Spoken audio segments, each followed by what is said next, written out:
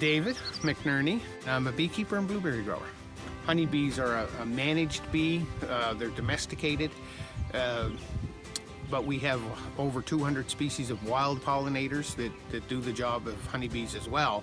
But we can't really rely on them. We try to improve the habitat to encourage those, the wild pollinators. But in order to ensure a good crop, we raise honeybees and then use them for pollination. Bees use a number of different plants for nectar, which is where they get their sugar source or energy, and for pollen, where they get their protein. And they need the pollen or protein to raise young, and then after they're hatched, they don't eat pollen anymore. They only use sugar to fuel the engine. In order to build the population, they need protein or pollen. And early in the year, they use alders and maples, the tree pollens, which are not that visible.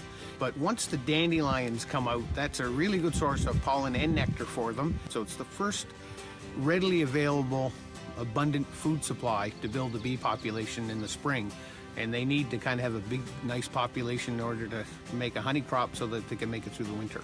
You could leave part of your lawn unmowed, and dandelions are an indicator species. They're very visible, but there's all kinds of other wildflowers that the bees use in addition to the dandelions, which is an unmanicured lawn would have an abundance of dandelions and other food sources for bees.